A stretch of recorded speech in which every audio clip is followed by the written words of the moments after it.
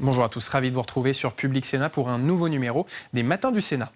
Et ce matin, nous allons parler cinéma et politique, puisque le Sénat a organisé un ciné-débat avec des jeunes lycéens et étudiants autour du film Quai d'Orsay, film de Bertrand Tavernier, sorti en 2013. C'est une comédie satirique qui raconte le quotidien d'un conseiller du ministre des Affaires étrangères, un conseiller chargé d'écrire les discours du ministre, et notamment le fameux discours de l'ONU sur le refus de la France de faire la guerre en Irak. Alors les jeunes ont pu voir le film au Sénat, ils ont pu en discuter avec des sénateurs, avec le réalisateur Bertrand Tavernier, mais aussi avec l'auteur de la bande dessinée qui a inspiré le film, Antonin Baudry. Je vous laisse écouter ces échanges.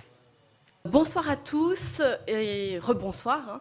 Merci beaucoup d'être venus et restés aussi nombreux pour cette première rencontre citoyenne organisée donc au Sénat pour cette projection débat autour du film Quai d'Orsay. L'occasion pour vous, lycéens, étudiants, de découvrir ou d'en apprendre plus sur le fonctionnement de l'État. On va aussi parler du travail du Parlement, et puis on va aussi parler bien sûr de la fabrique du discours politique, du langage, pour reprendre l'intitulé de la fonction du jeune Arthur Vlaminck. Alors la rencontre va durer environ 1 heure, elle va prendre la forme d'une discussion que je vais lancer, introduire, et puis bien sûr, surtout d'un échange pour prendre vos questions. Alors je vous le rappelle, nous avons le plaisir et l'honneur d'accueillir pour parler de tout cela le réalisateur Bertrand Tavernier. Bonsoir, on ne présente plus votre carrière qui est ponctuée de films majeurs, du Juge et l'assassin à Capitaine Conan à L627, et vous avez réalisé Quai d'Orsay en 2013. Avec vous, Antonin Baudry, diplomate, on l'a dit, sénateur de la bande dessinée Quai d'Orsay et co-scénariste du film. Également par ailleurs réalisateur, vous vous êtes inspiré de votre expérience au ministère des Affaires étrangères, où vous avez notamment été conseiller de Dominique de Villepin alors qu'il était ministre. Également avec nous Hélène Conway-Mouret. Bonjour, vous êtes, on le sait, à l'initiative de ces rencontres. Vous êtes vice-présidente du Sénat et vous avez été vous-même ministre chargé des Français de l'étranger entre 2012 et 2014, donc sous François Hollande. Et vous avez donc travaillé au Quai d'Orsay. Enfin, nous avons le plaisir d'accueillir Philippe Dallier, sénateur de Seine-Saint-Denis, vice-président du Sénat chargé des affaires internationales, et Rémi Féraud, sénateur socialiste de Paris. Je vais me contenter de lancer un petit peu la conversation. Et Hélène Conway, peut-être d'abord vous faire réagir. Ce n'est pas la première fois que vous voyez ce film. Mais vous l'avez dit, il y a des choses que vous avez reconnues de votre expérience dans ce film. Un film qui est à la fois plein d'humour, très cocasse. Vous avez beaucoup ri dans la salle, des moments même loufoques. Mais c'est aussi un film qui est très documenté. Oui, c'est du vécu. Alors, bien sûr, avec un personnage ministériel qui a un caractère assez particulier, flamboyant, qui était, mais là, peut-être que vous pourrez en parler mieux que moi, parce que je n'ai pas travaillé avec lui. Moi, mon ministre d'État était Laurent Fabius. Mais ce que ce film montre, c'est en fait la réalité du travail d'un cabinet où il faut qu'il y ait, bien sûr, un travail d'équipe constant. Nous travaillons sous la pression. Et c'est vrai que les affaires étrangères sont un ministère un petit peu particulier parce que, il est ouvert au monde entier et du monde entier arrivent les nouvelles constamment. Et il faut en effet traiter. Donc on est finalement dans une situation où on gère des crises, voilà, les unes après les autres. Et physiquement, c'est très demandant, c'est vrai. Il m'est arrivé, et j'ai reconnu certains moments, d'atterrir le matin à Roissy à 6 heures, et puis d'aller chez moi, me doucher, aller au Conseil des ministres et repartir l'après-midi dans un autre coin du monde parce que c'était nécessaire, parce que l'actualité le demandait. Et ce film, finalement, nous fait rentrer à la fois dans ce ministère qui est connu de ceux qui viennent de l'extérieur, mais peu connu des Français. Donc je pense que c'est un film très très intéressant. Comme ce soir, vous êtes au Sénat. Nous allons répondre à vos questions parce que l'idée, c'est pas que nous prenions la parole, mais de vous écouter et de pouvoir répondre aux questions qui vous intéressent aussi. Voilà, en tout cas, j'ai eu un immense plaisir à revoir ce film et et vous dire combien il est réel et finalement m'a replongé 6 ans plus tôt dans une expérience de 2 ans que j'ai vécue avec passion, parce que bon, c'est un honneur de servir son pays, bien sûr, mais c'est aussi incroyablement fort de vivre tout ce qui s'est passé et voilà. Oui, Bertrand Tavernier, il y a une dimension effectivement réaliste dans ce film, car vous avez notamment tourné, on l'a vu, on l'a pu le voir dans les vrais lieux de pouvoir, de l'Assemblée nationale à l'ONU, au ministère des Affaires étrangères. C'était important aussi pour vous, ce caractère crédible et documenté, en même temps que c'est une comédie. C'était des décors formidables. C'est d'abord qu'ils étaient intéressants. Maintenant, réaliste, les feuilles qui s'envolent, c'est pas tout. Je veux dire, il y a un certain nombre de choses dans le film qui sont pas, y compris dans la bande dessinée, qui sont d'une interprétation, qui sont. Oui, le mot réaliste, c'est pas ce le premier qui me viendrait à l'esprit, parce qu'il y a quand même un peu un côté délirant, cocasse, etc. Mais le cadre est juste et le travail est juste. Maintenant que la manière dont on le rend, et que c'est aussi bien dans la bande dessinée que là, c'est on a cherché à mettre en valeur ce qu'il y avait de plus cocasse, de plus drôle, qui nous faisait rire. Là, mais en même temps, qui jamais ne vient abolir le fait que ces gens-là n'arrêtent pas de bosser, qui sont intelligents, qui sont cultivés, qui connaissent chacun dans sa manière, sauf l'un d'entre eux qui a l'air d'être un glandeur pas mal, là que joue Thierry Frémaux, mais le spécialiste du Moyen-Orient, il est très fort. Qui est maintenant un des plus gros postes au Quai d'Orsay, d'ailleurs, entre parenthèses. Oui, oui. Et il est très costaud. Il sait vraiment, il en sait beaucoup plus que, je pense, des dizaines de journalistes et des dizaines de parlementaires sur ces questions-là. Donc c'est de montrer ça, c'est un côté de vie, de montrer que la comédie peut être aussi avoir une vérité. Que la comédie, c'est pas simplement de la bouffonnerie, mais que ça parle de, je dis moi, du boulot des gens, du boulot et des gens qu'on ne connaît pas, que personne ne connaît. Parce que si vous regardez le film, d'abord, vous voyez que le ministre, il peut être dingo, il peut être délirant dans sa manière, mais il ne change jamais de point de vue, contrairement à des ministres qui lui ont succédé, sur les grands sujets. Il pense toujours qu'il n'y a pas d'armes de destruction massive, qu'il ne faut pas faire la guerre, qu'il faut faire appel à l'ONU, et que la conduite des Américains est très dangereuse. Et pendant la durée du film, qu'est-ce qu'il fait? Il va arriver dans un climat de guerre, mais il arrive à faire une sorte de paix temporaire en Afrique, et il va arriver à ce discours qui reste un des hauts faits de la politique extérieure française de ces années-là. C'est pas ça? Oui, et il y a cet aspect paradoxal tout le temps que... moi j'ai vécu effectivement où les choses sont à la fois, peuvent paraître complètement désordonnées, cocasses, etc. et en même temps arriver à un ordre et à quelque chose d'intéressant. Moi je me souviens par exemple, un des trucs qui m'avait le plus surpris, alors je suis désolé de le dire ici au Sénat, ça va paraître un peu provocateur, mais un des trucs qui m'avait le plus surpris, c'est quand j'étais arrivé, on m'avait dit, bon, le mardi et le mercredi, tu peux pas manger. Je dis, ok, parce qu'il y a les questions à l'Assemblée au Sénat. Et alors, les questions à l'Assemblée au Sénat, donc, tu sais qu'il y a des parlementaires donc à l'Assemblée au Sénat qui posent des questions aux différents ministres. Et le ministre, il vient et il doit répondre donc, aux parlementaires qui posent des questions. Et alors, donc, j'avais dit, ok, très bien. Et alors, on m'a dit, c'est toi qui dois faire les réponses. Je dis, ok. Et donc, j'attendais un peu à recevoir, à ce qu'on me dise. J'étais un peu angoissé le premier mardi. Et mercredi, je me disais, c'est quand les questions, elles arrivent quand? Alors, à 11h, je les avais toujours pas. À midi, je les avais toujours pas. Et puis vers midi et demi et tout, on me dit, en fait, il faut que tu écrives la réponse, mais il faut aussi que tu écrives la question. Je dis, mais comment ça? Et en fait, on me dit, le thème, c'est ça. Alors, je sais plus ce que c'était. Je crois que c'était justement les armes de destruction massive en Irak ou un truc. On m'a dit, le sénateur, il veut poser une question, mais il faut que tu lui écrives la question et la réponse. Et je me suis dit, mais qu'est-ce que c'est ce truc, de ce simulacre de démocratie? Et en même temps, donc c'est un côté complètement délirant. Enfin, quand on découvre ça, on se dit, mais dans quel pays je vis, en fait?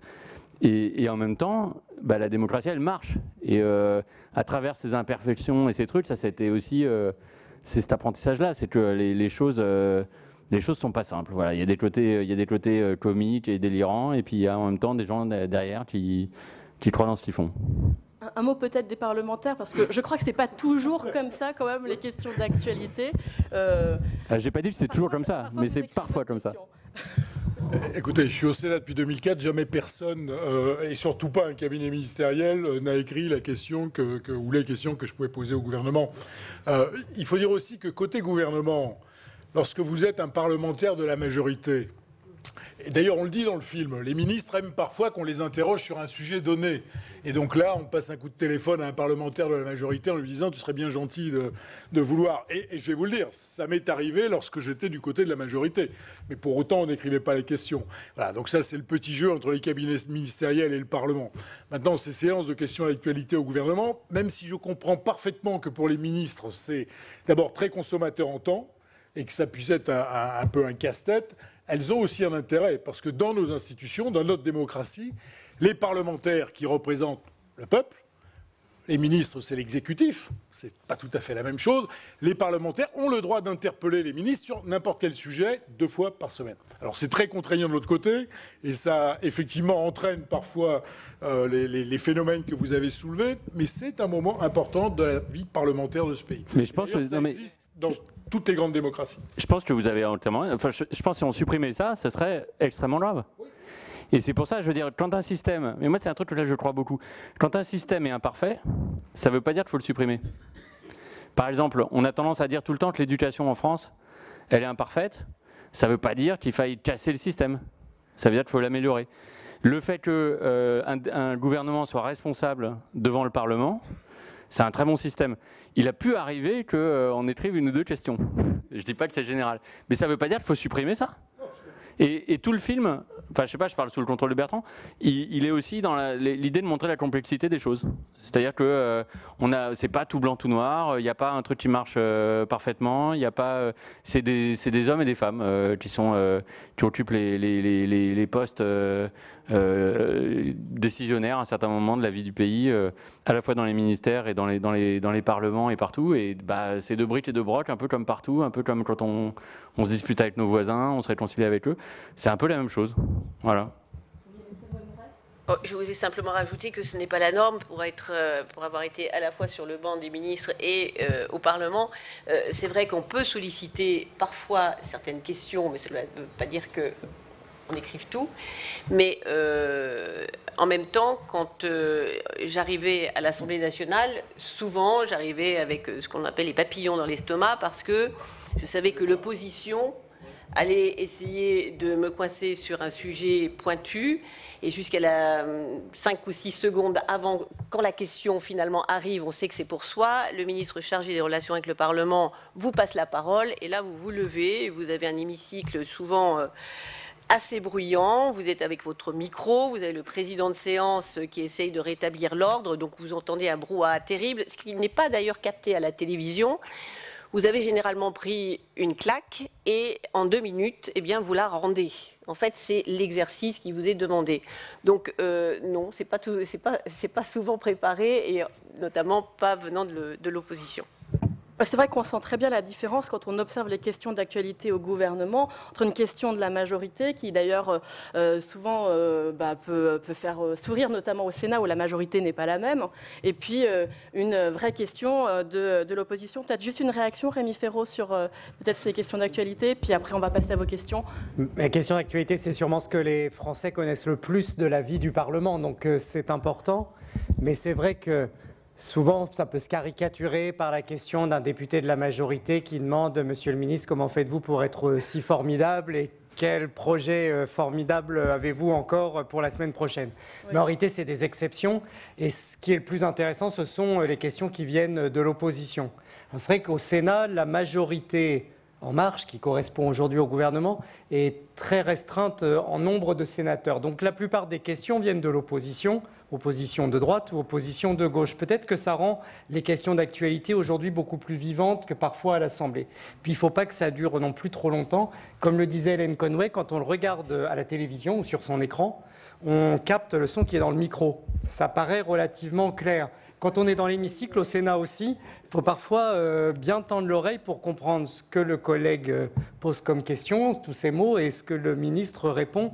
Il y a un côté arène, un côté un peu cirque. En fait, c'est très difficile pour les ministres, même si les parlementaires sont stressés.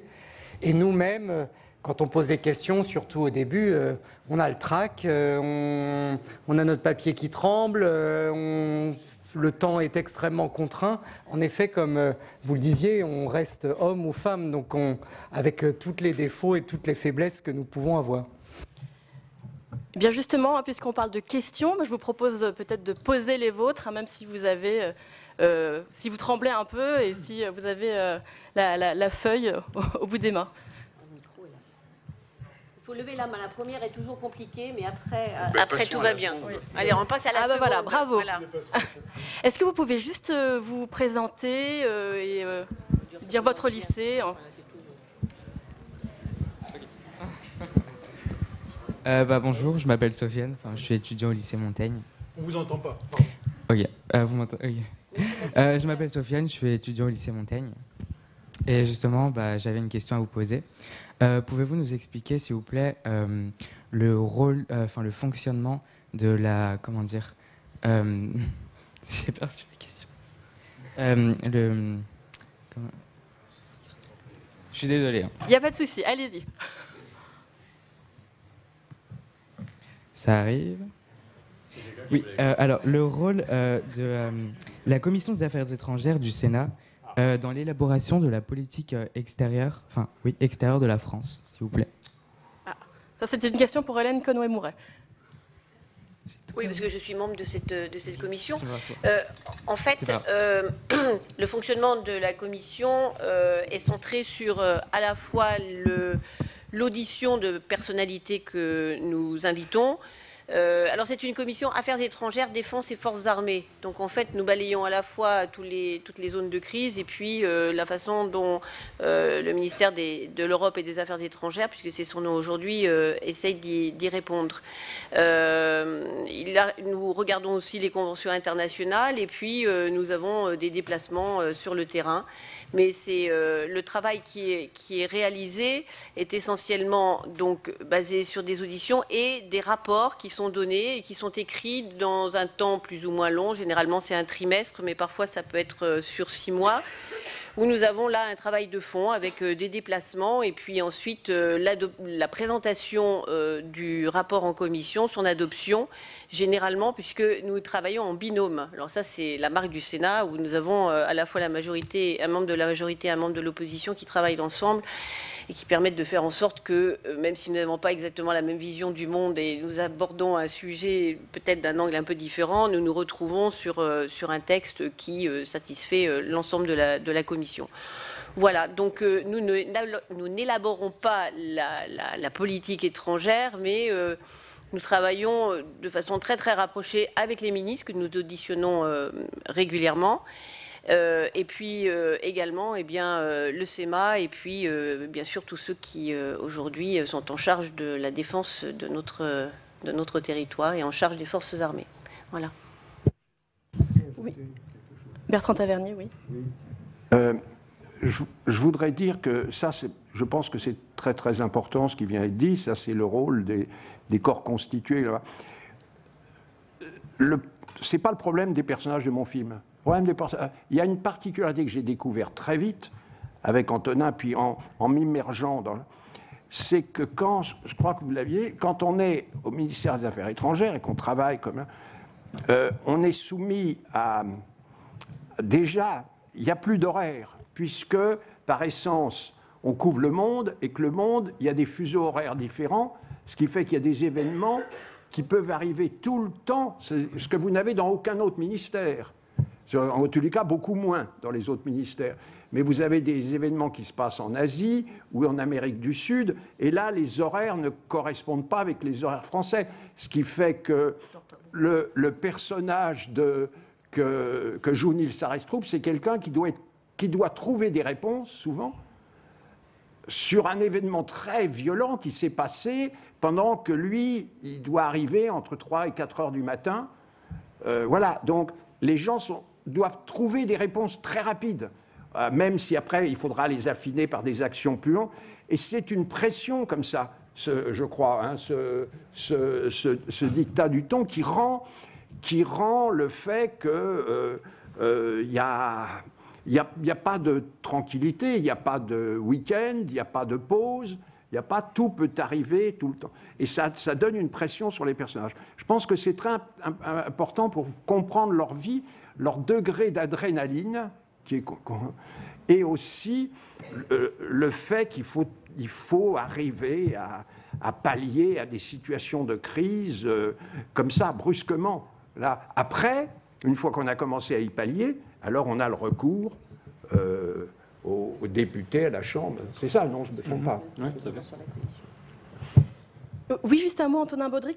Comment vous diriez que s'articule le travail peut-être entre le cabinet ministériel et cette action du Parlement sur la question des affaires étrangères ? Je pense qu'effectivement, le gouvernement est responsable devant le Parlement. Donc en fait, c'est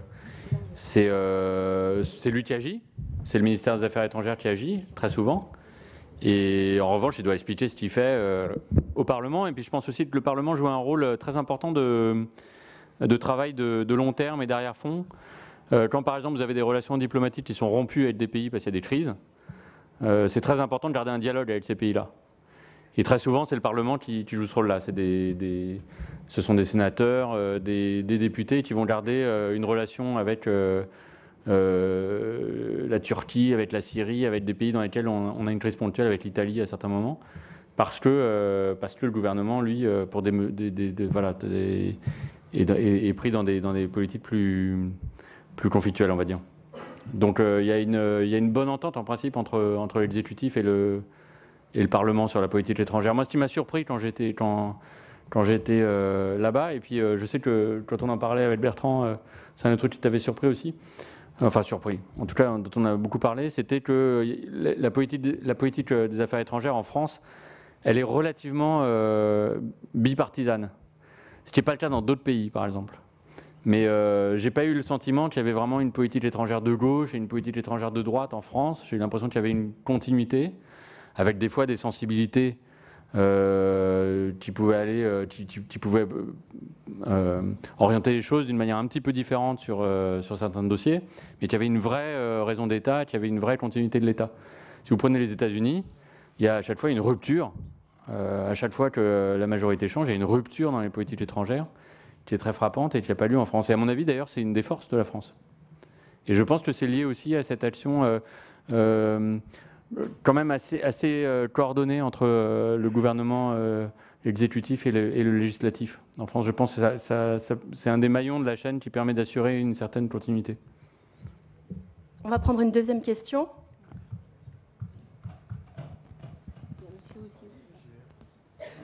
Bonsoir, on m'entend ? Oui, ok. Alors, je suis étudiant à Sciences Po, je m'appelle Ralph et je fais partie de l'association de cinéma Close Up.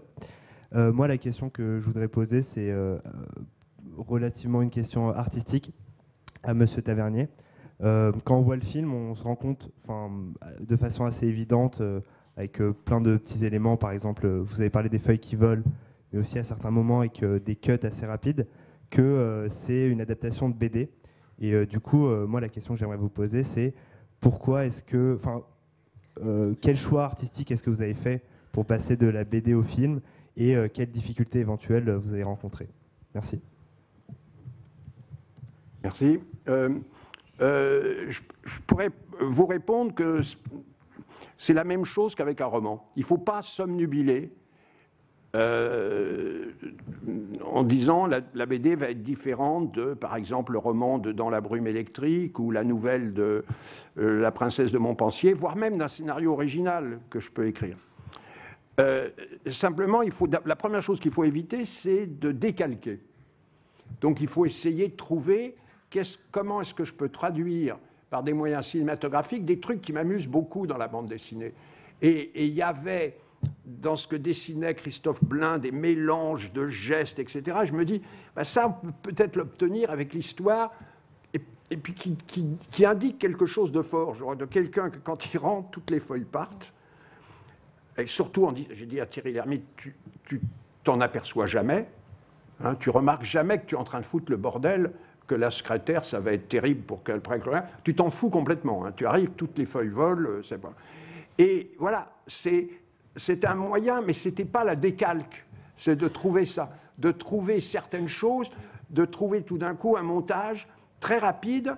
Quand il parle des stabilos, où à chaque plan, il change de place. Il est à 20 mètres dans une autre pièce, qui est absolument illogique et contraire à toutes les règles de montage. Mais ça donne un côté, comme ça, dans le découpage cinématographique, là, et ce côté très cocasse est renforcé par juste un plan de réaction avec la formidable actrice qui était Marie Bunel sur la secrétaire, qui, au bout d'un moment, en a marre.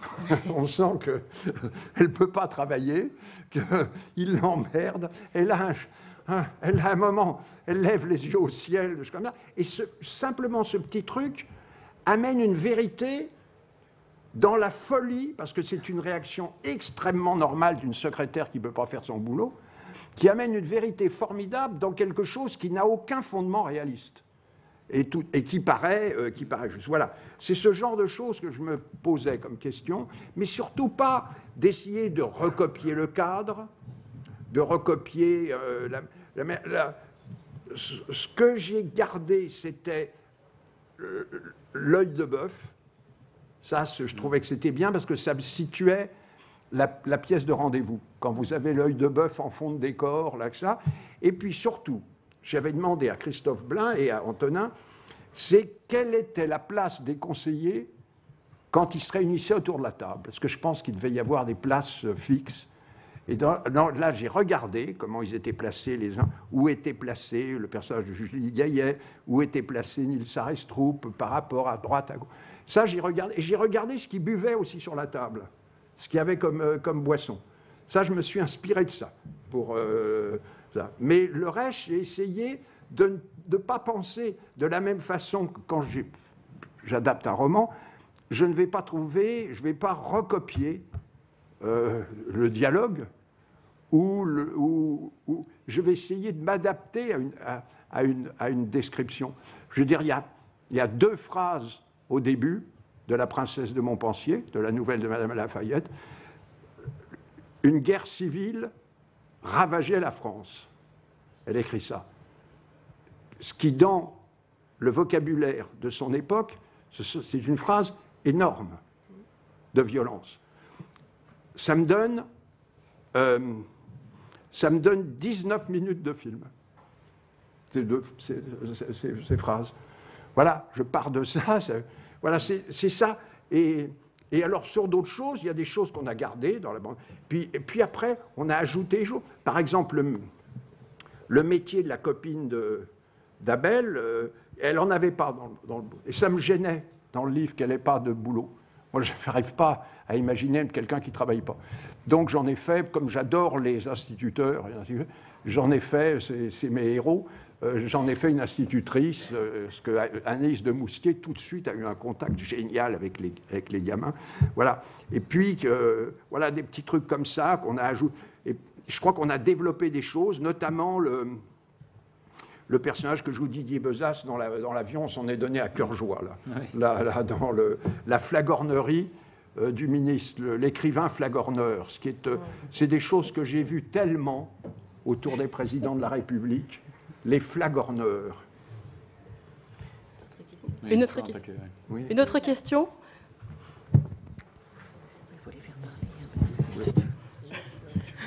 Je suis Benjamin Yildiz, un élève de terminale du lycée Montaigne de Paris. Monsieur Baudry, vous parliez tout à l'heure de politique étrangère. Ma question porte sur les groupes d'amitié du Sénat. Ces groupes d'amitié visent en principe à fluidifier des relations entre diplomates, entre parlementaires de différents États.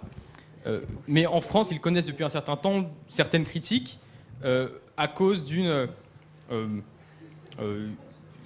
une certaine incapacité à cause d'un manque d'influence. Messieurs les sénateurs, Madame la vice-présidente, que pensez-vous de cette critique des groupes d'amitié ? Pensez-vous que cette influence soit trop faible ou au contraire trop forte ? De votre expérience de sénateur, que pouvez-vous nous dire à propos de ces groupes interparlementaires d'amitié ?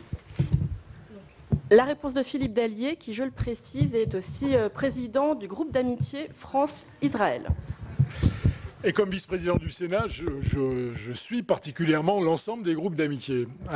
Alors, on entend beaucoup de critiques sur le Parlement et sur le Sénat en particulier, mais alors cette critique-là en particulier, c'est la première fois que je l'entends. Je vais essayer de replacer les choses dans leur contexte et essayer de définir ce qu'est le rôle de ces groupes d'amitié.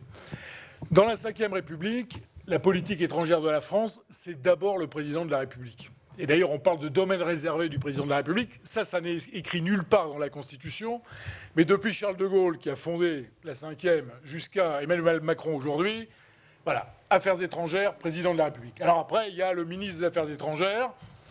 Selon les époques, selon les personnalités, on les entend plus ou moins. C'est vrai que si on fait référence à Dominique de Villepin au moment du déclenchement de la guerre en Irak, ça a été un très grand moment. Mais l'essentiel se joue là. Élysée, Quai d'Orsay. Après, il y a le Parlement. Hélène Conway-Mouret vous a dit un peu comment la Commission travaillait. Les groupes d'amitié, c'est encore autre chose. Et ça a été évoqué. L'idée, c'est de maintenir en permanence, mais c'est aussi ce que fait la Commission, mais les groupes d'amitié également, c'est de maintenir en permanence des liens avec nos homologues dans les autres parlements à l'étranger. Alors, on se rencontre régulièrement. Et bien sûr, on évoque tous les sujets qui concernent à la fois la France et le pays en question, mais aussi les affaires régionales ou les affaires mondiales. On essaye de tisser des liens qui peuvent être effectivement utiles quand il y a des crises entre les différents pays. Je vais vous donner un exemple. Quand Poutine a décidé de récupérer la Crimée et de déclencher, je ne vais pas appeler ça une guerre, mais presque, en Ukraine, l'Union européenne a pris des décisions très fermes vis-à-vis de la Russie. Il y a effectivement un embargo qui existe sur un certain nombre de produits. Et puis il y a des personnalités russes, des politiques russes qui sont interdits de séjour en Union européenne. Ils n'ont pas le droit de venir. Ce sont des mesures de rétorsion. Et pourtant, les parlementaires gardent le contact avec ceux-là. Et le meilleur exemple a été donné par le Sénat. La Commission des Affaires étrangères et de la Défense du Sénat et de la Douma ont rendu en commun un rapport qui faisait le point sur ce qui pouvait nous rapprocher et ce qui pouvait nous éloigner. C'est la première fois que deux parlements français et étrangers rendent un rapport en commun. Alors évidemment, ce rapport, il peut rester dans un coin ou caler les armoires, mais il est utile, ce rapport, parce qu'effectivement, il permet de garder ce contact et d'essayer petit à petit de faire évoluer les choses. Voilà ce que font les groupes d'amitié.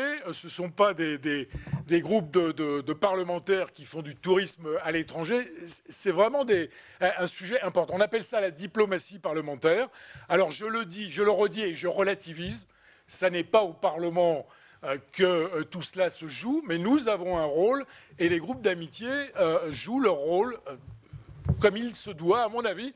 Et c'est vrai que c'est la première fois que j'entends ce type de critique, mais je la retiens, je la prends positivement, mais j'essaye de vous démontrer que, voilà, il y a un rôle. Une critique pointue qui montre que la question a été travaillée. Hélène Conway-Mouret, vous vouliez intervenir ? Simplement une phrase. C'est vrai qu'au Parlement, nous avons une liberté de parole que l'exécutif, en tout cas les ministres, n'ont pas forcément. Et encore plus au Quai d'Orsay, où là, vous avez dans le film un ministre qui impulse une vision et qui demande à ce que le discours soit réécrit. Mais souvent, le discours est écrit par différentes mains, parce qu'il passe dans différents bureaux, pour avoir cet équilibre qui représente bien la position de la France qui puisse être acceptée à la fois par le président de la République, mais globalement. Et donc, c'est vrai que quand on est ministre, généralement, on a quand même un cadre assez formel qui nous est imposé, même si on peut impulser, disons, l'essence de ce que l'on veut exprimer. Alors, Dominique de Villepin, il avait une méthode particulière.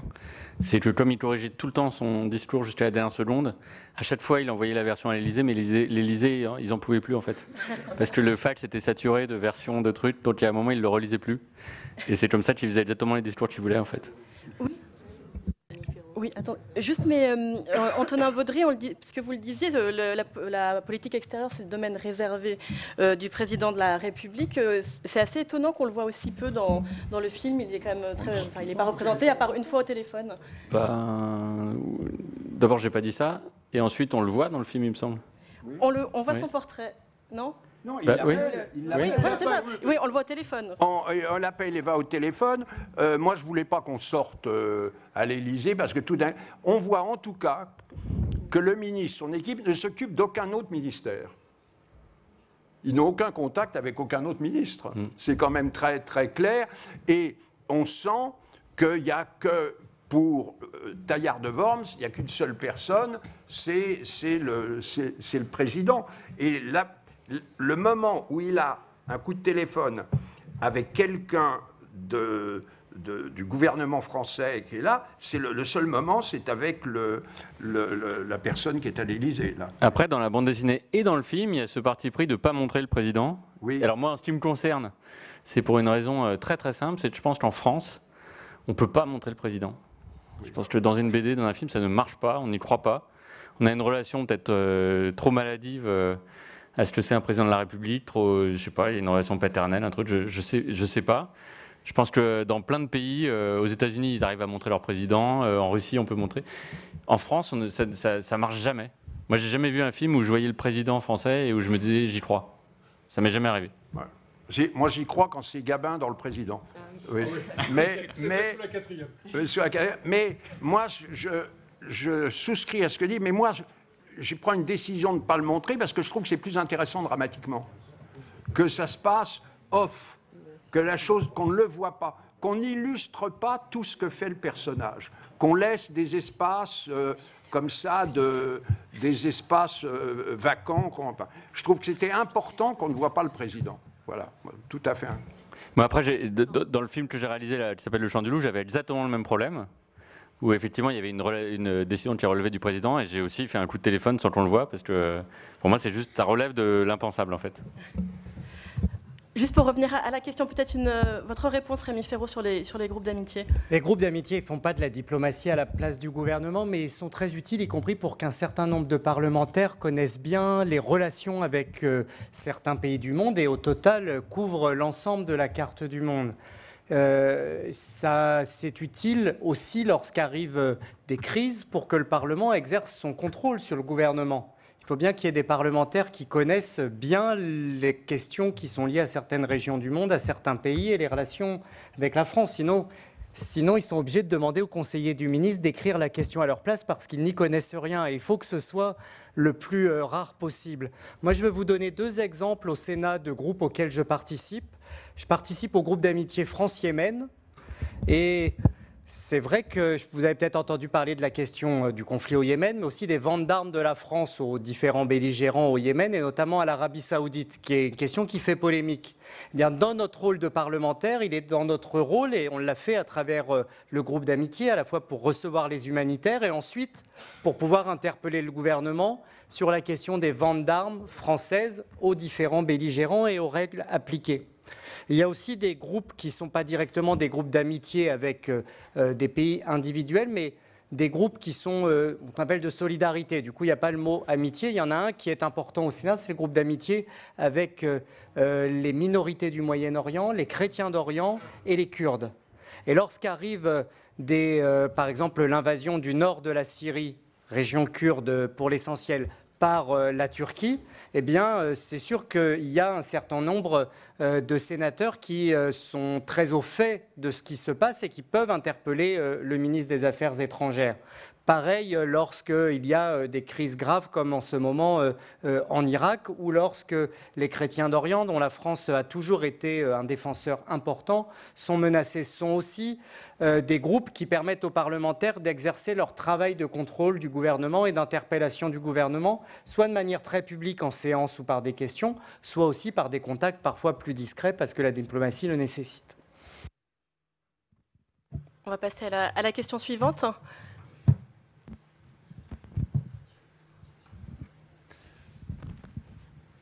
Bonsoir, je suis étudiant à Sciences Po et membre du Parlement des étudiants.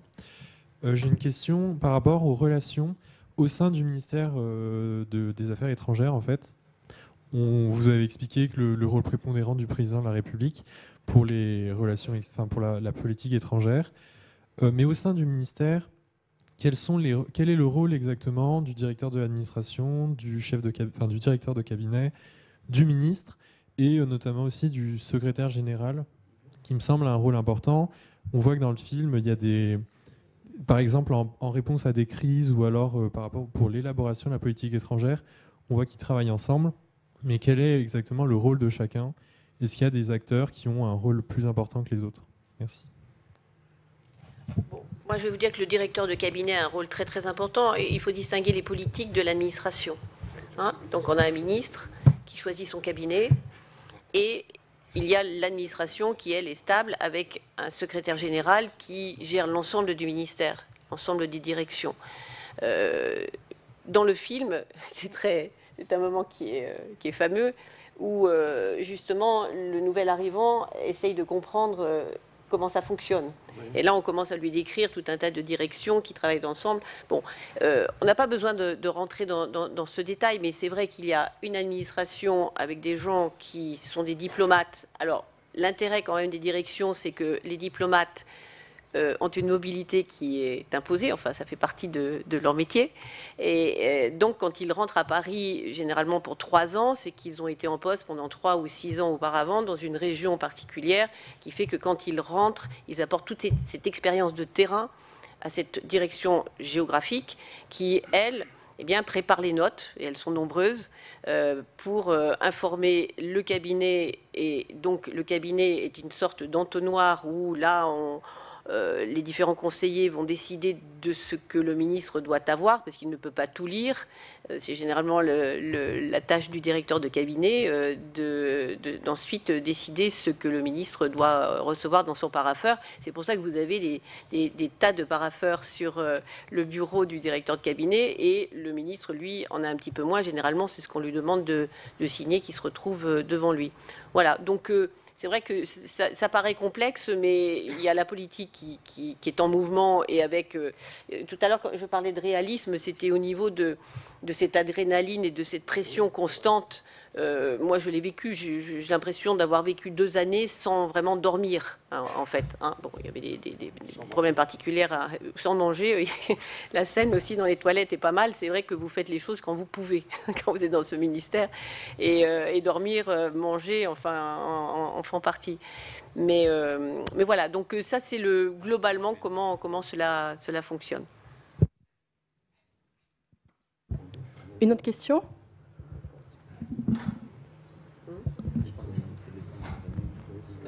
Bonjour, je suis étudiante au lycée Montaigne, et dans ce film, en fait, on a pu voir que Dominique de Villepin incarnait l'opposition face à l'unilatéralisme américain.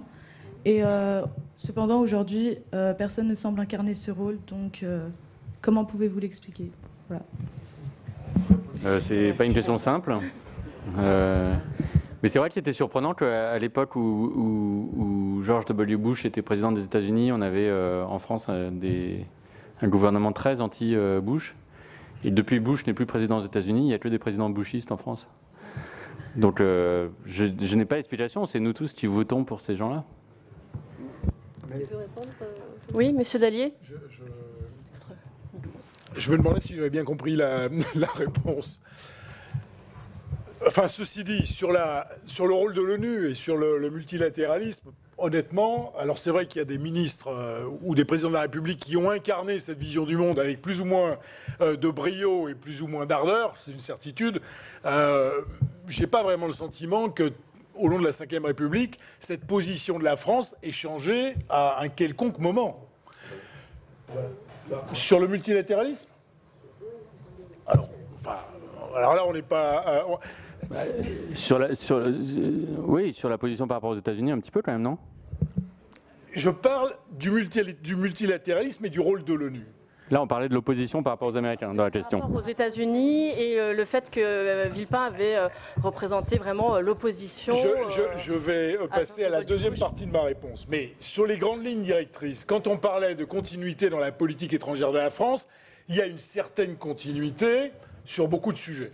Ce qui n'est effectivement pas le cas aux États-Unis, parce que, encore moins maintenant avec Trump, où on est incapable de savoir ce qu'il va nous proposer le lendemain. Ça peut être tout et le contraire de tout.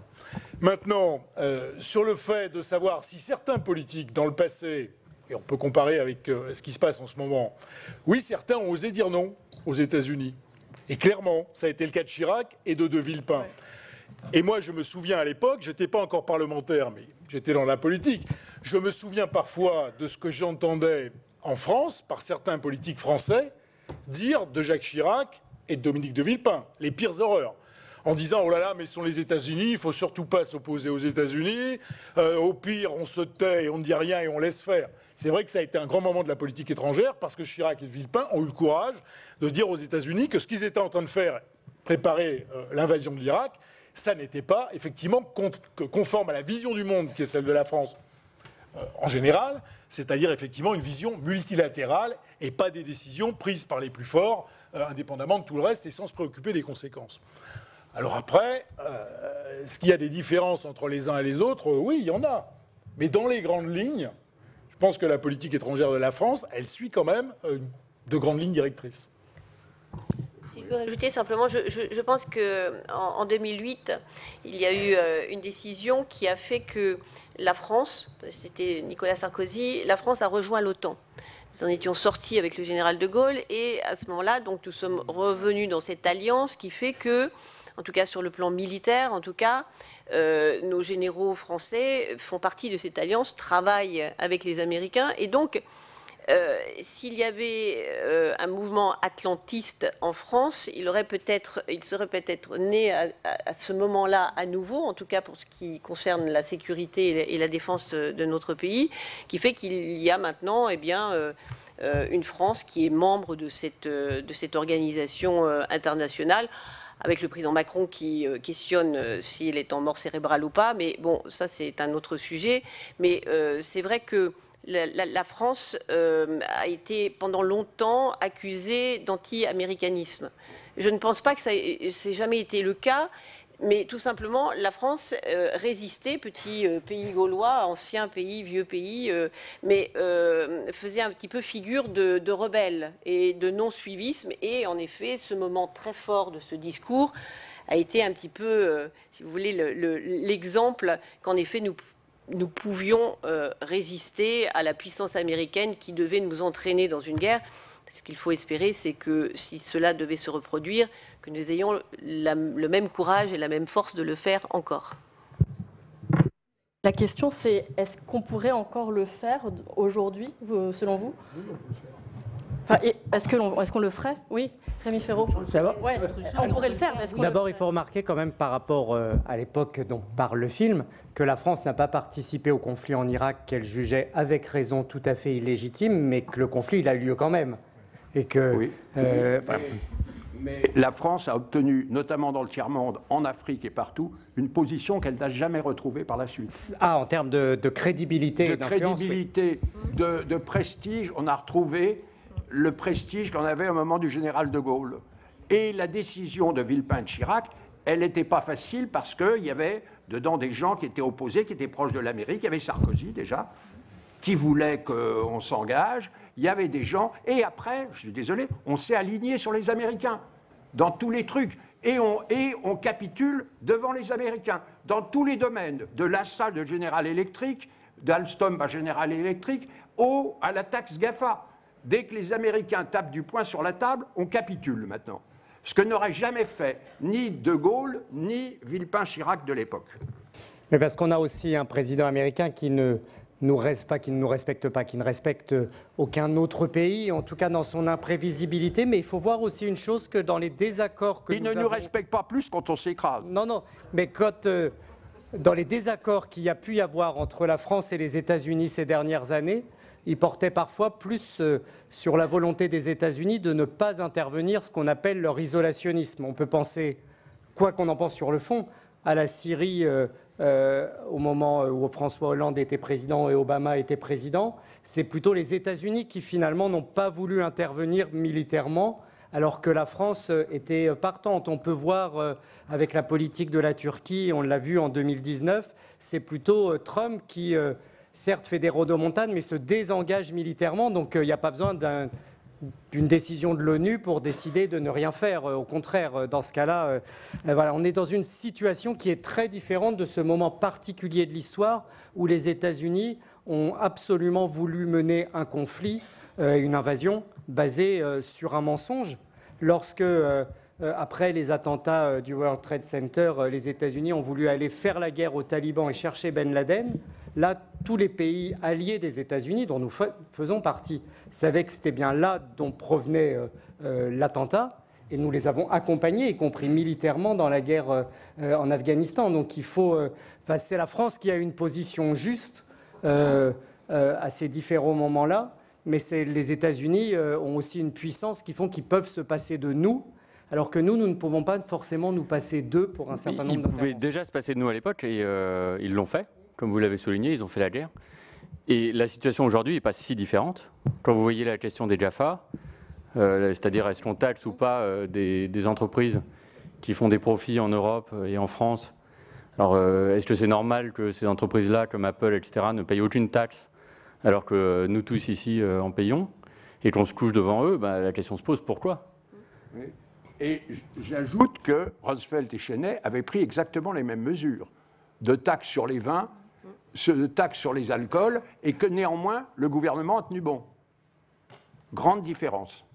Oui, non, à l'époque, moi je me souviens quand même, le truc était quand même très très dur. C'est-à-dire que tous les chefs d'entreprise français étaient très inquiets et venaient défiler dans le bureau de Villepin en disant vous faites une faute historique majeure. On est en train de perdre des marchés considérables aux États-Unis, l'économie française va s'effondrer, etc. C'est qu'il y avait cette pression-là. La pression qu'on ressent aujourd'hui face aux Américains, on la ressentait déjà à l'époque, c'était la même. Donc en fait, je pense que c'est une question après de décision, de se dire est-ce qu'on veut être un vrai pays ou pas, quoi. C'est plus ça. Oui. Oui. Un dernier mot, puis je vais défendre le gouvernement, ce qui est un peu paradoxal, mais tout de même. Résolution des conflits dans un cadre multilatéral, sur l'aspect commerce, c'est la même chose. C'est l'OMC. On a des règles, et ces règles, elles doivent nous être communes, chacun devrait les respecter.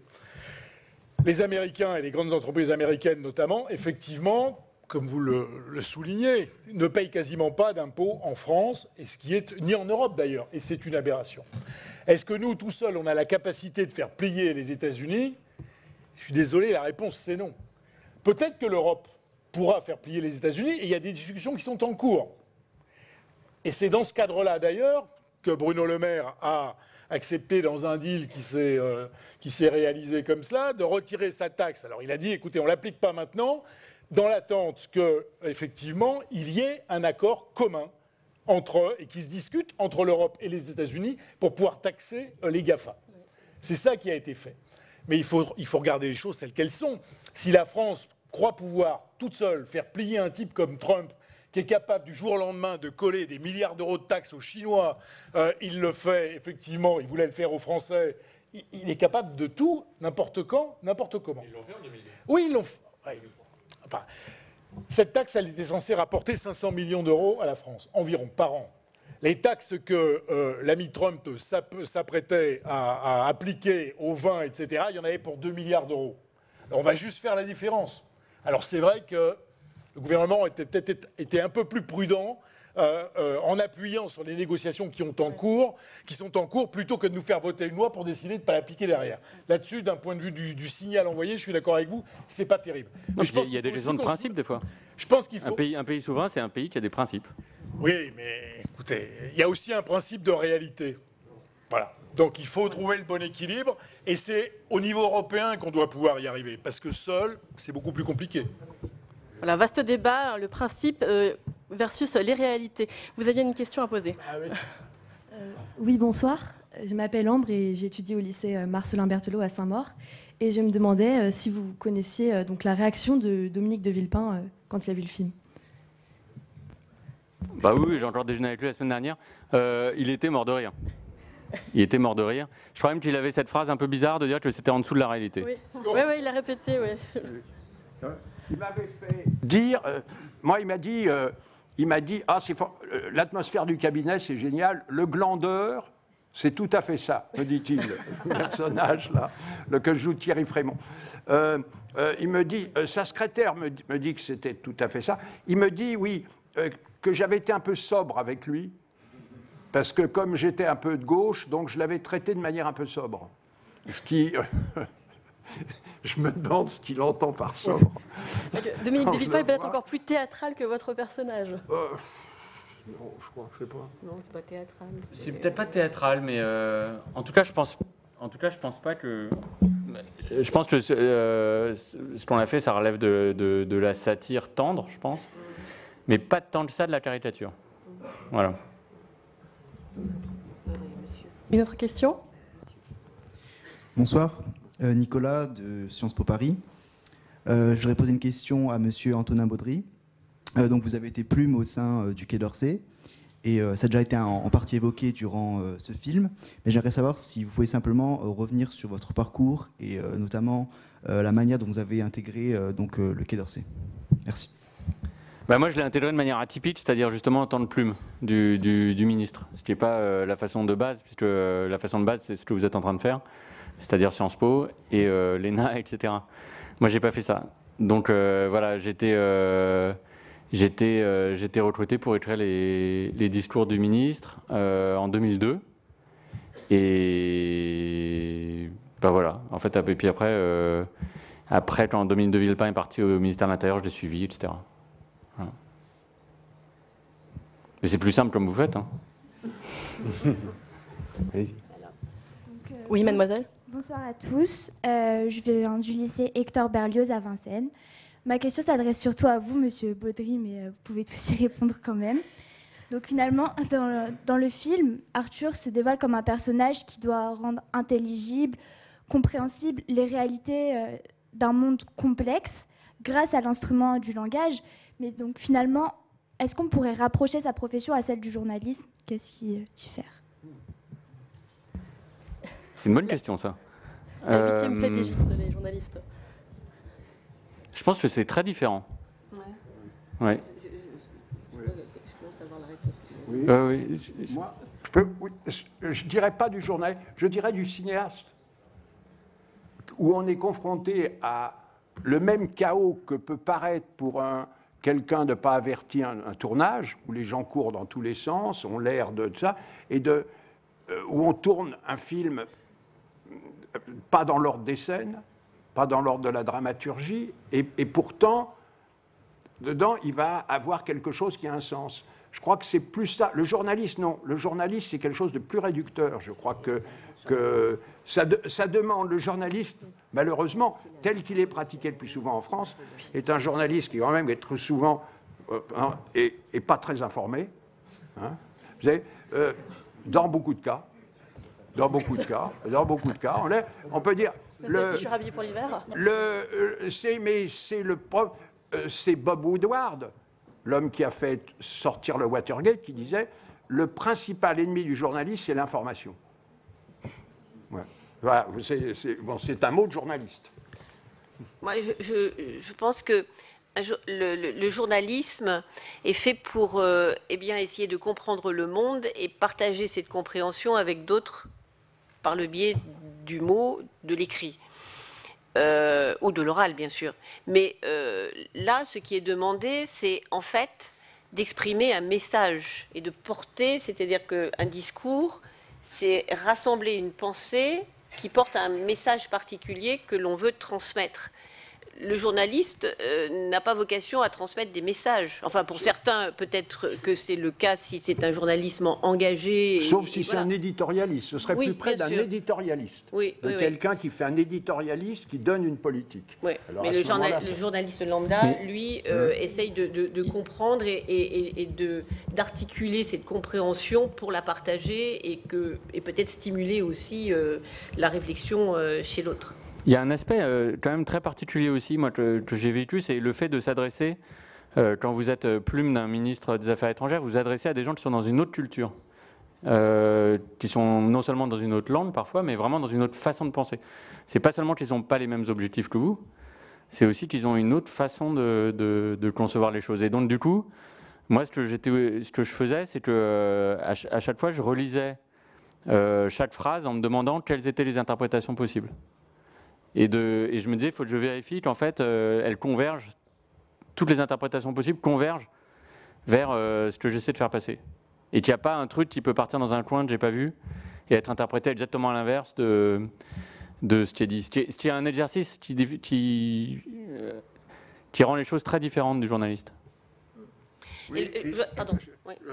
Et qui est que je trouve qu'Antonin, je crois que c'est Antonin, qui l'a symbolisé dans une des répliques que moi j'adore. Je suis tombé, je l'ai trouvé formidable, quand le conseiller Moyen-Orient, que je suis Bruno Raffaelli, dit, à un moment, quand il entend un discours, la proposition d'un discours, il dit « c'est comme d'essayer d'expliquer la Torah à une assemblée de copropriétaires ». Je trouve que c'est une phrase géniale, qui symbolise aussi le boulot de ces gens. C'est justement, c'est qu'ils ne doivent pas expliquer la Torah à une assemblée de copropriétaires. Oui, moi je pensais simplement, aujourd'hui, il y a un problème au niveau des discours présidentiels qui généralement sont conçus pour parler à la population du pays, mais qui aujourd'hui, grâce à la mondialisation, sont repris généralement à l'extérieur, avec une compréhension qui peut être différente parce que le mot a différents sens suivant la langue ou suivant le contexte, et qui fait que souvent aujourd'hui, on a des problèmes de compréhension, voire d'agacement à l'étranger. Et moi, je le vois puisque j'ai la chance d'avoir une circonscription qui est planétaire. Je représente les 3 millions de Français qui vivent à l'étranger, mais vivent hors de l'Hexagone. Et donc, je suis bien sûr tout ce qui peut être de réaction à ce que la France dit. Elle le dit généralement par le biais de son président de la République, mais qui, lui, s'adresse aux Français qui comprennent. Je ne sais pas si on parle d'autonomie stratégique, par exemple, en France, ça ne crée pas d'émoi. Si on parle d'autonomie stratégique aux États-Unis ou en Angleterre ou dans d'autres pays, là, d'un seul coup, on a levé de bouclier parce qu'ils n'en veulent pas, parce que voilà, l'interprétation est différente. Donc, c'est vrai que le Quai d'Orsay, lui, est branché et connecté pour que son message soit compris à l'extérieur. Mais aujourd'hui, grâce à l'information qui est divulguée instantanément partout, où il n'y a plus de barrière, chacun le comprend comme il l'entend. Et ce n'est pas toujours le sens qui a été mis dans le message initial. Voilà. Je me permets juste de brièvement répondre, puisque je suis journaliste, et que la question portait quand même là-dessus. Effectivement, je dirais qu'il y a une véritable différence, parce que en tout cas, le journalisme à la française, dans la plupart des journaux, il y a quand même une certaine neutralité du point de vue dans la plupart des papiers des journalistes, pas des éditorialistes. Il y a une volonté d'expliquer, de simplifier effectivement une réalité complexe. Alors, ce n'est pas la même chose que le travail d'un éditorialiste. Alors, effectivement, vous disiez que ça pouvait se rapprocher, parce que là, davantage, on adresse un message, mais je dirais que peut-être que la différence, c'est que si un éditorialiste, normalement, dit ce qu'il pense, là, je trouve que la différence, c'est que c'est peut-être ce que vous pensez, mais vous le dites, en tant que plume, vous devez penser comme lui penserait. Vous glissez, essayez presque de penser avant lui ce que lui-même penserait. Et ça, c'est pas du tout dans la fonction d'un journaliste. Absolument. Moi, je voudrais annoncer la venue, vous l'avez annoncé tout à l'heure en début de séance, de notre collègue, Catherine Procaccia, et vous dire que c'est assez exceptionnel d'avoir la parité. Nous avons 2 sénateurs, 2 sénatrices, c'est formidable. Vous voyez, le Sénat avance. Il me semble comment à 30% de femmes, malgré tout, au Sénat. Voilà. Devant les lycéens de Vincennes, notamment. Voilà. De Saint-Maur, pardon. Vincennes et Saint-Maur. Oui, c'est vrai. Oui, aussi. Une autre question ?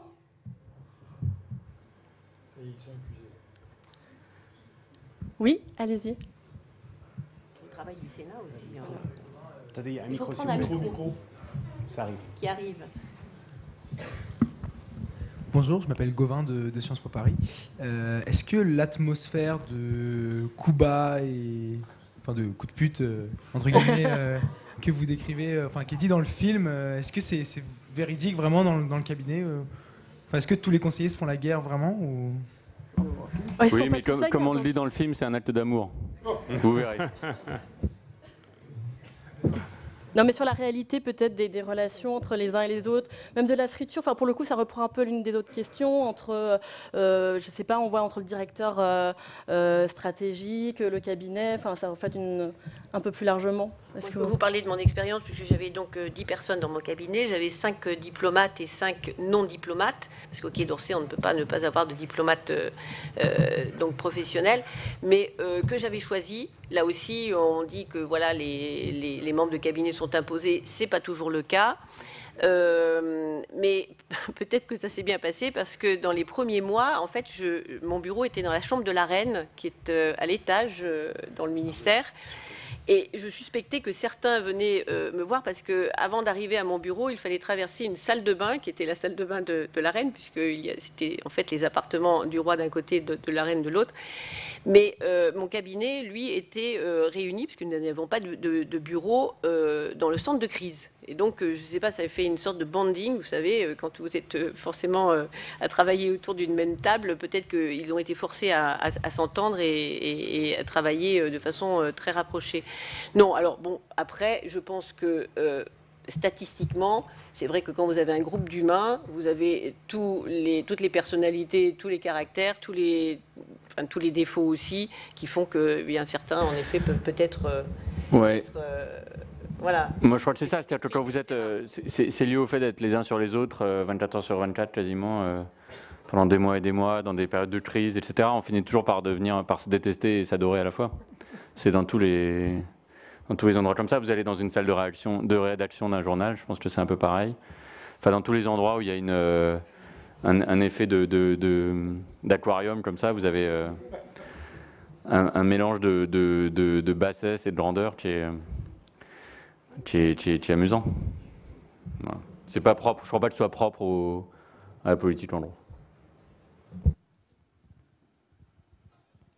On va prendre encore peut-être quelques questions, puis vous pouvez aussi parler du travail parlementaire, hein, puisque vous avez quelques sénateurs en face de vous.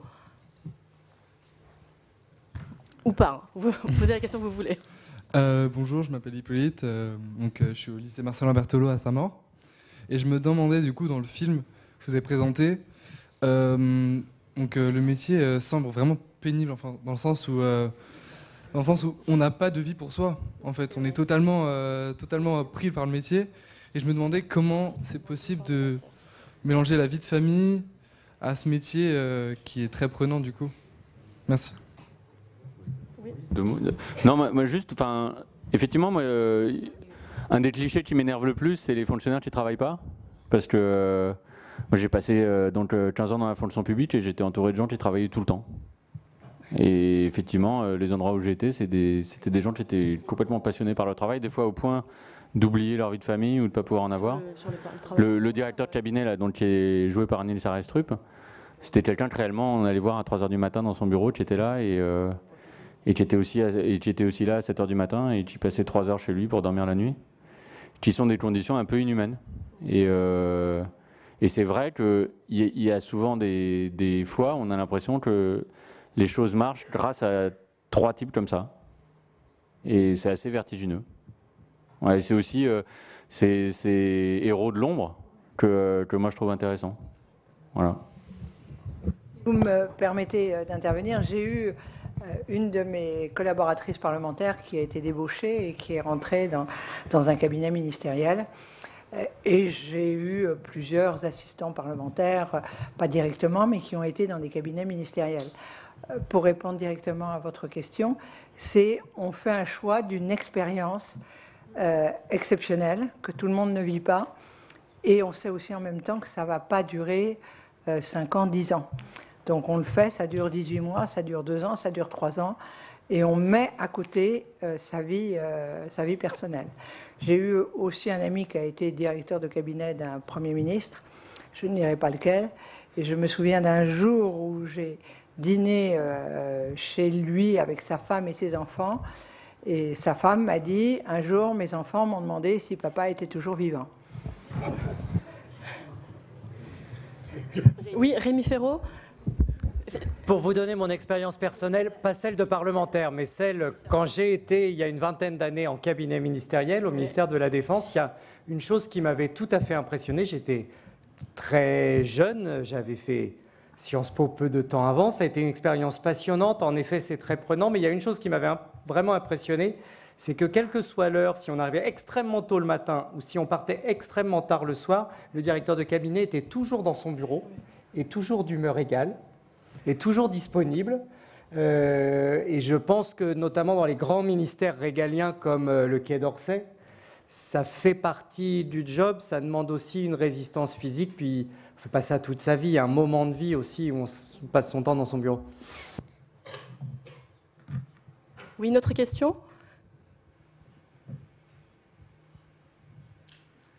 Ah. On va peut-être s'arrêter là. Je terminais sur une anecdote, c'est celle de Roger Carucci, qui me racontait que lorsqu'il était collaborateur de Philippe Séguin, il fallait toujours arriver avant Philippe Séguin et toujours partir après Philippe Séguin.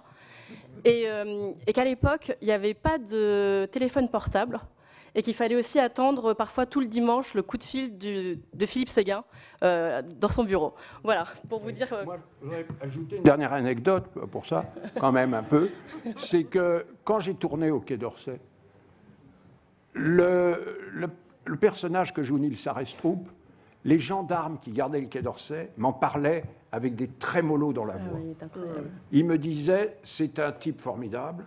Alors, plusieurs d'entre eux m'ont dit, on montait le soir à 3 h du matin pour être sûr qu'il soit toujours vivant, parce qu'il restait là, on venait s'assurer. Alors il faisait des petits sommes, mais il était là jusqu'à 3 h, 4 h. Il partait dans sa voiture de fonction, pas de voiture de fonction, pardon, sa voiture à lui.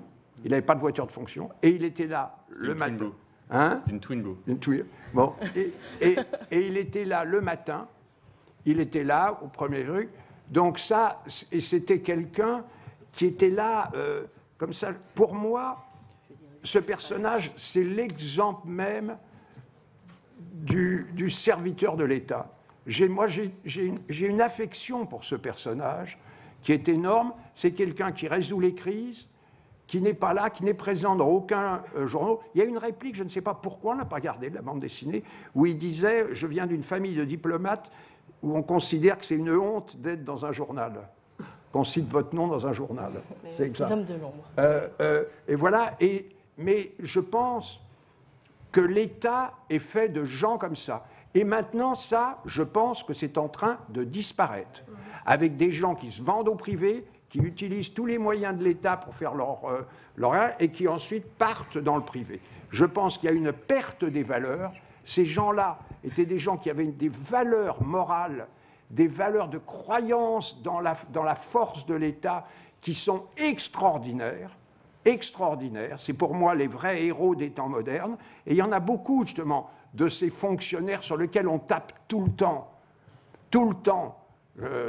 C'est un des trucs les plus exaspérants. J'en ai vu. Je trouve que c'est une des manies de certains hommes politiques et c'est une honte. Parce que c'est des gens qui travaillent. J'en ai vu travailler dans la police, dans le milieu de docteurs, dans les hôpitaux, des gens qui travaillent. Et là, pour moi, ce sont eux qui sont les serviteurs de l'État. Voilà. Allez, un mot de conclusion, Hélène Conway-Mouret, et quelques applaudissements pour les fonctionnaires et les serviteurs de l'État.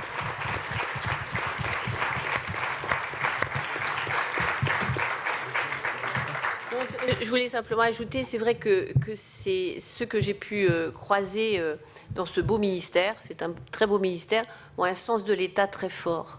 Et réfléchissez à avoir le sens de l'État, ce que cela veut dire. Cela veut dire finalement de s'effacer, d'oublier qui l'on est. Et quelque part, je voudrais dire que quand on est parlementaire, on est forcé de mettre en veilleuse aussi sa vie privée, sa vie familiale parfois. Et finalement, tout ce qui est personnel passe après. Parce que le reste est tellement important et on le fait avec tellement de passion. Enfin, là, je parle, je crois, aussi au nom de mes collègues, qu'on s'oublie soi-même. Et que, bon, les petites victoires que l'on peut avoir sont peut-être modestes, mais en même temps, on le fait pour le collectif, avec cet esprit-là, on le fait pour les autres. Et donc, cela veut dire penser aux autres avant de penser à soi-même. Et si un jour, vous avez, parce que vous avez choisi pour certains déjà certaines filières et certaines études, vous avez envie de vous engager, faites-le avec passion, faites-le pleinement. Mais sachez qu'en effet, eh bien, les autres passeront avant vous pendant le temps où vous aurez peut-être la chance d'être nommé à un poste particulier, d'être élu. Mais en tout cas, moi, je le fais avec énormément de plaisir. Je ne pense pas que c'est quelque chose que l'on puisse faire dans le temps et toute sa vie, mais pour le temps limité qui nous est offert, eh bien, de le faire passionnément. Peut-être un mot. mot de la fin de chacun. Un mot de la fin pour vous remercier d'avoir participé à cette première édition. Lorsque Hélène Conway-Mouret nous a parlé de cette idée, c'est vrai qu'elle est quand même elle est très intéressante, cette idée. J'espère que, donc vous êtes la première session, il y en aura d'autres avec d'autres dates qui sont programmées, et j'espère qu'on pourra effectivement attirer ici de nombreux jeunes, parce que ça permet d'entamer le dialogue, d'engager le dialogue, et ça permet aussi, je l'espère, que vous portiez peut-être un autre regard sur les politiques, et je dis les politiques en général. Parce que vous savez, Hélène l'a dit, on s'engage parce que, d'abord, c'est notre passion. On s'engage parce qu'on a une vision de la France et on essaie de la servir. Pas tous sur la même longueur d'onde, mais c'est tous dans le même état d'esprit. Et parfois, le nombre de critiques qu'on peut reprendre je ne vais pas vous faire le tableau sur les parlementaires, etc., on trouve souvent que c'est profondément injuste. Donc le fait de vous permettre de venir ici au Sénat et de discuter avec des élus, je pense que c'est une très bonne idée. Et quand en plus vous avez la chance d'avoir des cinéastes ou on va dire un écrivain, parce que je ne sais pas comment, un auteur de BD, on va dire ça comme ça, un scénariste également, co-scénariste, c'est une opportunité pour vous et ça nous permet également à nous de passer un excellent moment.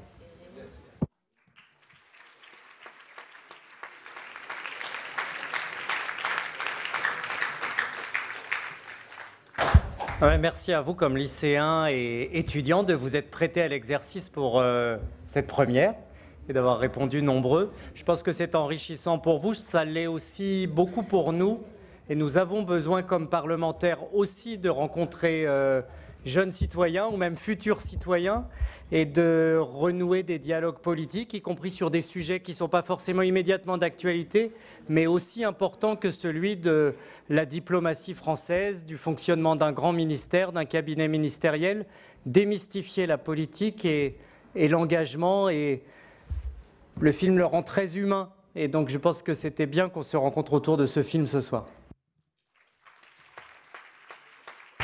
Le mot de la fin pour Catherine Procaccia. Merci. Désolée, puisque j'avais une autre réunion, mais je voulais saluer en particulier les Val-de-Marnais et l'initiative, parce que c'est une très belle... Oui, mais bon, on est un peu chauvin. Nous, sénateurs, on représente aussi un département, on ne représente pas une circonscription.